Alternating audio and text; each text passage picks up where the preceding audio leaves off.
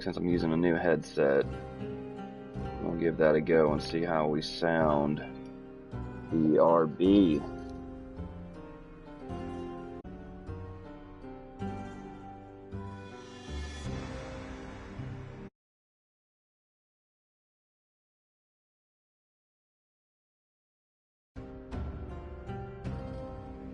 Okay, now let's see what we sound like using the new settings.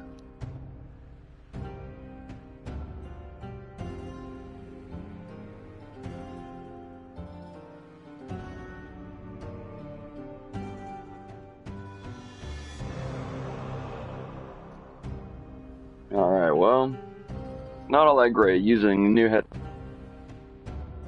here to stream over on TRG's Twitch channel, twitch.tv/TRG Podcast. Not really digging how it sounds, but something I am digging is Dead Cells.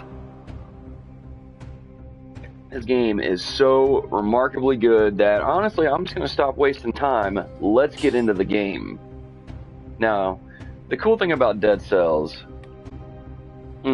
dare I restart? You'll keep all your progress with the collector and your runes. You know what? For you guys, we're going to start over from square one. Let's restart. So you guys can see the beginning of the game, and as always, if you miss this stream or you have to duck out at some point, we will export this stream over to youtube.com/thereformedgamers. You can always check out our content there in case you have to duck out from the stream, or maybe if you miss a stream, you can always head over there. Wow, so I basically keep all my stuff. So this is Dead Cells, a Metroidvania roguelike where you are this weird little bacteria thing taking over a body to go through different stages, unlock weapons, perks, all that stuff. As you go through the game, you'll unlock weapons, which actually at the beginning of the game, those two items there, well, that's the normal shield that you get, but you will sometimes get, or you will get a bow and arrow. But because I played this game like crazy, I've already unlocked several things. Now each stage is going to be procedurally generated, so every run is going to look completely different. You will never have the same experience twice. You will encounter the same enemies, of course, but they might have some extra bonuses. Every now and then in the game, you will come across different things in the stage to show you or tell you more about the world, to give you some background to what's going on in the world of Dead Cells. So we come across this cell, person yells at me, says that there's water running through my cell. He just gives them a thumbs up. Something in the water touched their leg, and now they're probably dead. Yep, there they go. That's the thing about this character. I don't think they're given a name, but the expressions that they have are pretty hilarious.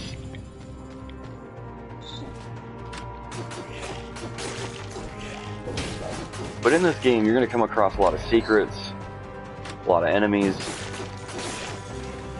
and the game cycle is all about live, die, repeating. So if you mess up or something, don't get too upset. It's supposed to happen. It's all about learning and getting better in the game.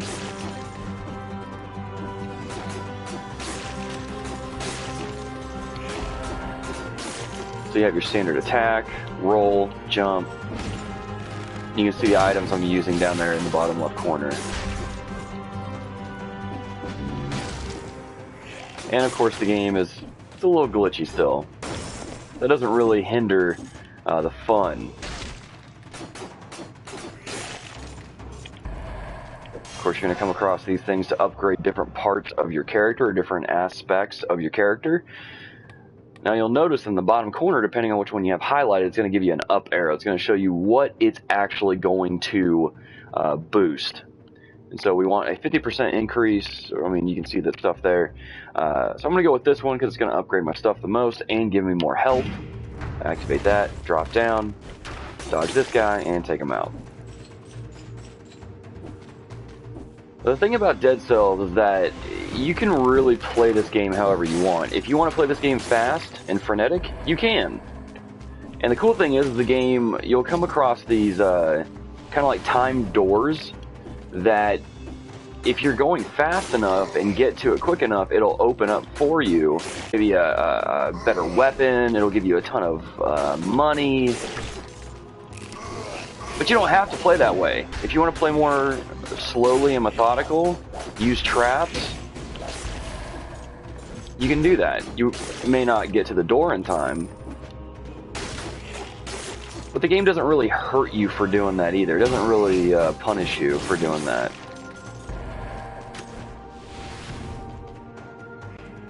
So here's our merchant, where you can buy different weapons from, and as you walk over them, you can see kind of what the perks are for them. Launches a grenade is actually pretty helpful.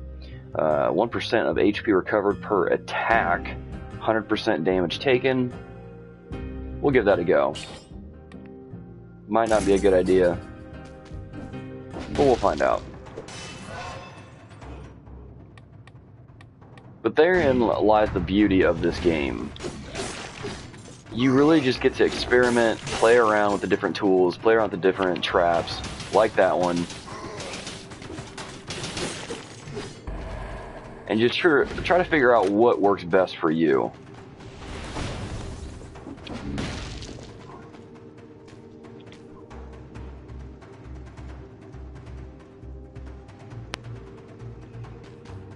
There we go.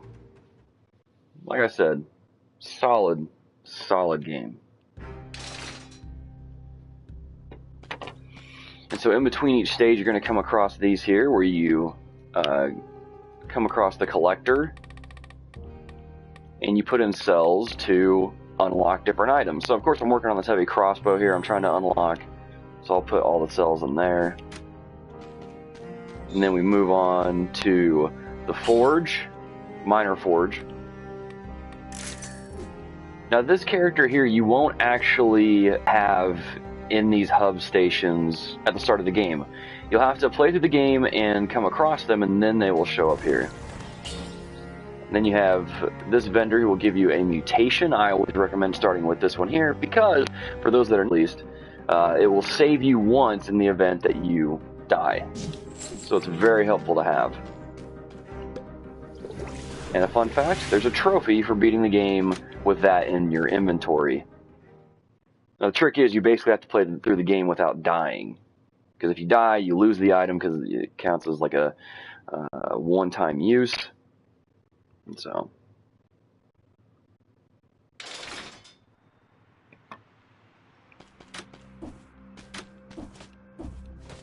there we go. Nope, that didn't work.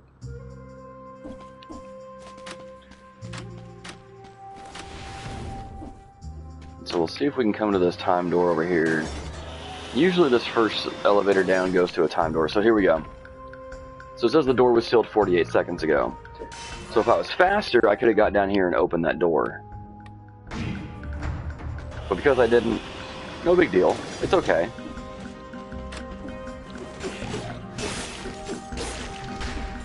And these guys are a little more tricky.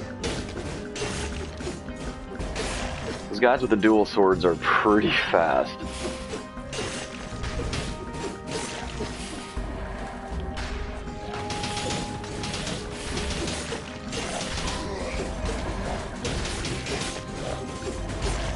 So there you go. Now you can totally just use that dodge move like crazy.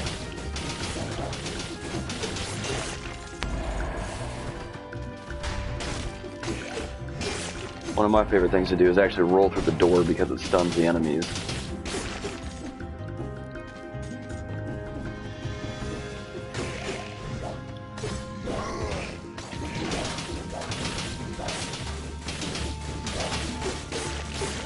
There we go. We'll go ahead and heal up.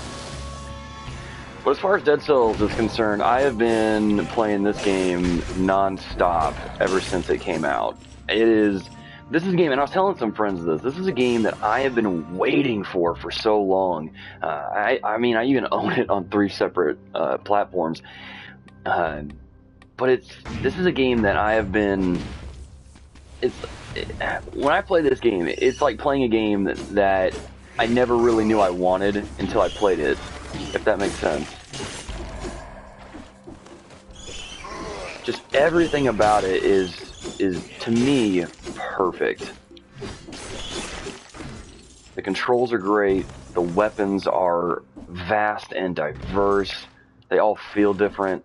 The fact that the levels look different every time. Just, I don't know, it gives a sense of it's very thrilling. I still don't know what those do. But it's such a thrilling game. It's such a gorgeous game, even, like, just looking at the sprite work, it looks great.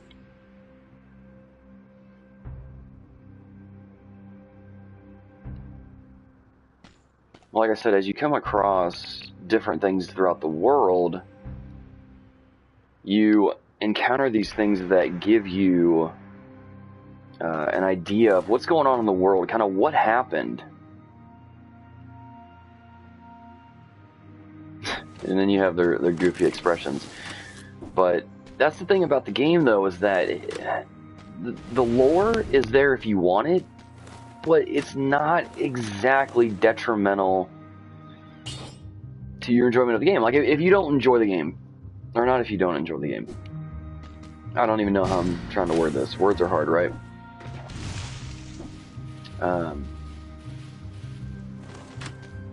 It's not necessary to enjoying the game, but it is there if you want it.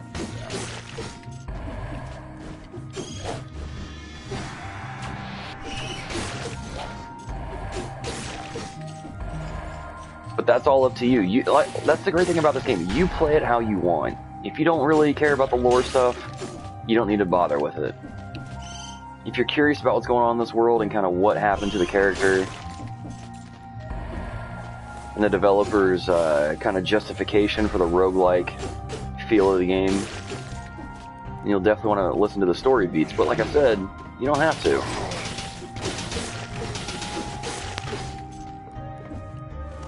But it's all up to you.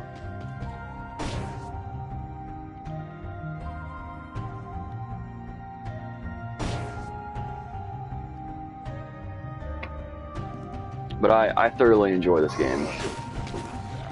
Like I said, I've really just enjoyed playing this game ever since I picked it up when it came out on the console.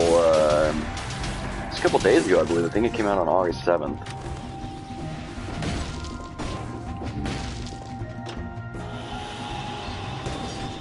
But as always, those of you watching the stream in the chat, or if you're watching this later on YouTube and you have questions about the game, let us know.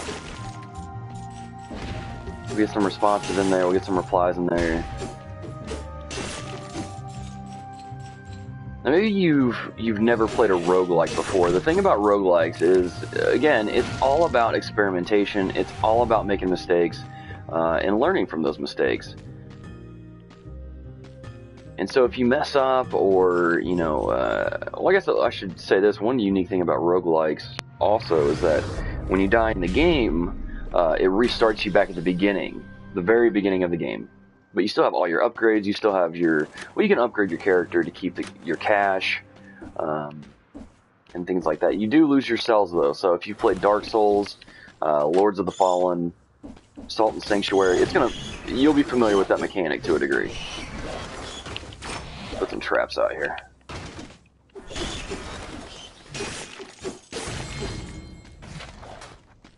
Then you pick up things like that. Ah, okay, there's that totem there keeping them shielded. Yeah, this might not be good. Yeah, okay, I didn't think I was gonna make it. Lost 18 cells, that always feels good.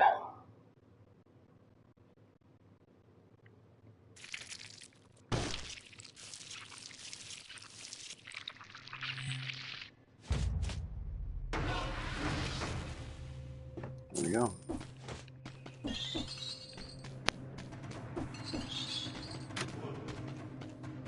Alright, let's do the shield this time. Get a little bit of a different gameplay type in here. But yeah, so when you die, this happens. You come back to this area here and you run through that level again.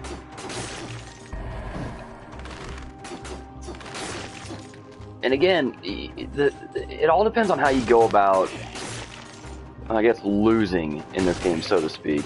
I talked about this in my recent article on the website over at thereformedgamers.wordpress.com. The article's titled, "In Your Anger, Do Not Rage Quit." And when it comes to games like this, you know, you can't really see losing as a failure. You have to look at it as a learning experience, because that's what roguelites are all about, is learning. You know, it's that live, die, repeat of that, you know, kind of Tom Cruise movie. Where it's okay to make mistakes. It's okay to, you know, die or lose in the game. Because then you can learn from your mistakes.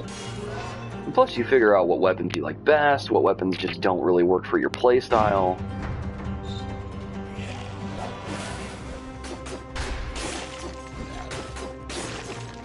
And so because the gameplay is constantly changing, the game keeps changing. Like,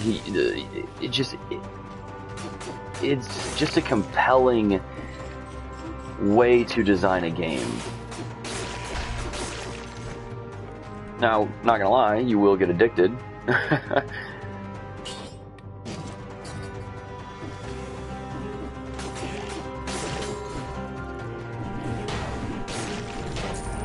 But that's the cool thing about this game too, is you can play it for, you can do a 10-minute run, you can play it for a couple hours.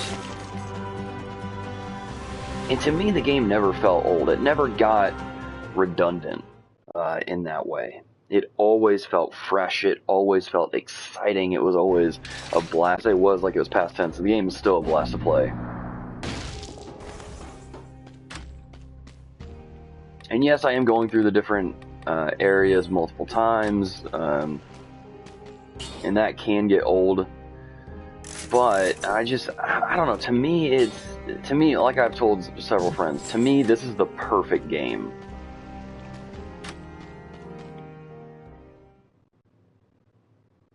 Now, of course, you know, if you're sensitive to violence and seeing 8-bit, I guess 16-bit, maybe this is 32-bit, blood and things like that, I mean, of course, you know, that's up to you. Oh, made it with just 1 second to spare. So now you guys get to see what this door looks like. So you walk in here, and there's all these items to give you cash. Nice little scroll to upgrade your character's abilities, and of course, some extra cells.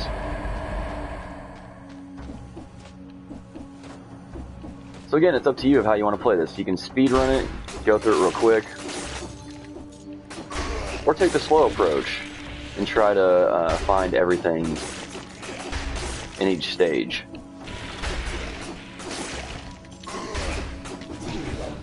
Oh, I thought I had the shield, and then I realized I didn't. Like I said, to me, this is the perfect game. You get to play it how you want, you get to do, you get to explore if you want, you get to speedrun it if you want. The combat is fast and fun. And the music is really good too. I didn't really pay much attention to this game when I played it on Steam last month. Playing through it here with my headset on, it's really, really good. The sounds are great too.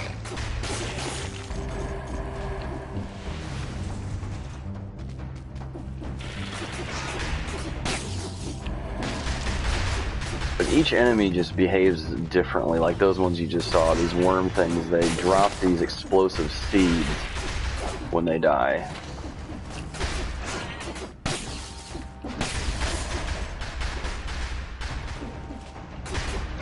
So some enemies you have to watch out.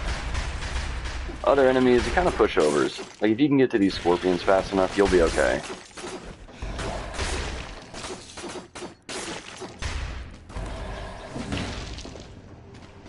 But even the weapons all have their own kind of personality, so to speak. Like this sword here, upgrading it to the plus version allows it to throw a bomb whenever I attack. Which is really good at doing extra damage.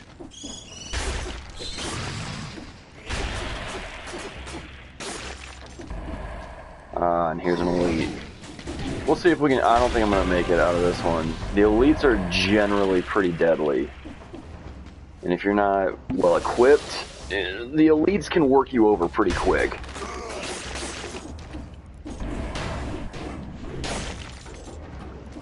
So I tend to steer clear of them unless I have some traps handy.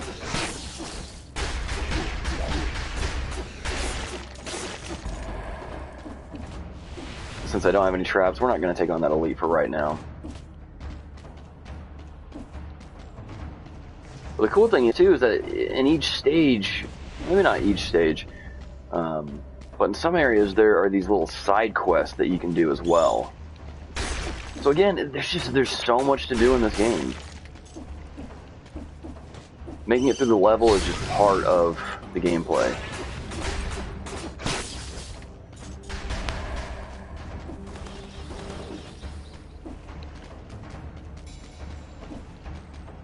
So of course, here's some extra stuff that we can get for the lore. So it looks like they're collecting mold samples in the sewers. Something about revenants, which makes me think of the Leonardo DiCaprio movie. Looks like they're also collecting mushrooms. So clearly they're doing some experiments here.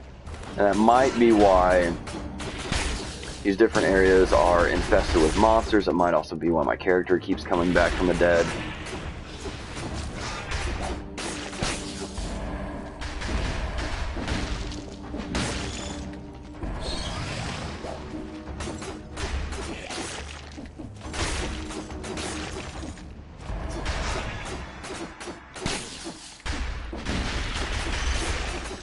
That's also a really satisfying thing to do, is just jump on the enemies. A little bit of Mario style in there. Or Shovel Knight, depending on which one you played. Alright, let's see what he's got here. Because I definitely need some traps. My personal go-tos are actually any of these three right here. The Ice Grenade, the Wolf Trap, or the Double Crossbow-matic. Double Crossbow-matic actually is really powerful. So let's do this. We'll go with Double Crossbow-matic, and I don't have enough money to get that. So I guess we'll come back later.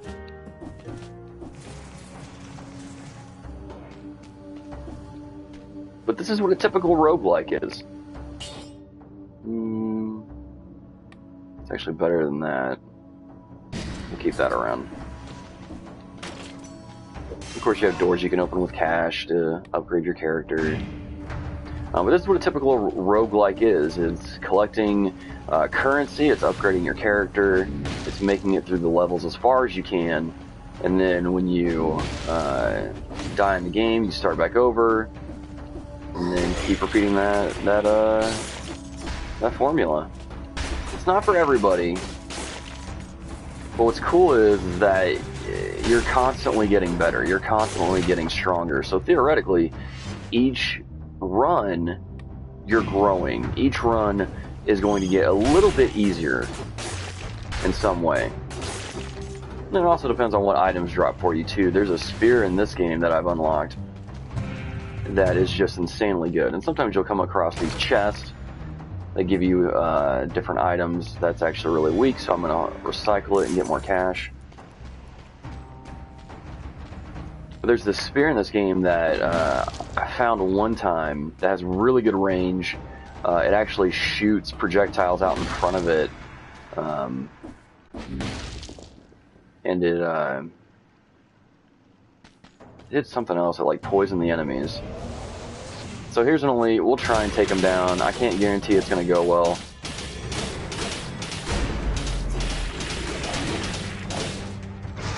Oh, he's over there. Okay, we need to go back this way.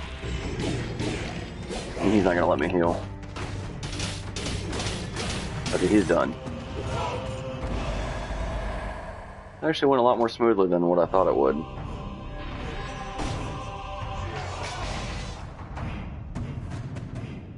Oh, cool. I got the teleportation rune. I'll take that. I'll take that bow as well. I like that. Oh, that's what those do. Okay. Not bad. Cool. I even got a trophy for that. So that's Dead Cells. Play through the game, you find out things. grow, live, die, repeat, all the while getting stronger and smarter and wiser. This game is available on Steam, Xbox One, PS4, Switch for $25, I believe.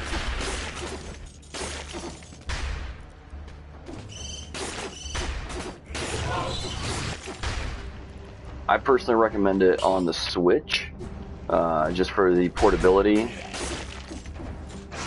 What if you're a trophy hunter? Like, okay, great. How many? 42. Good grief. Okay. Okay. So anyway, that's Dead Cells. If you're into trophies or achievements, get it on one of the Xbox, PS4, Steam, or you can also get it on the Switch if you want the portability. But that being said, dear listeners, that's the first look at Dead Cells. Hopefully you enjoyed this. As always, if you have questions, let us know in the comments below on YouTube, or if you're watching this on Twitch, same thing. But if you guys want to hear me talk about Dead Cells, check out the new episode of the podcast, episode 124, Evolution of Gaming Taste, coming out Monday. Until next time, dear listeners, GG and amen.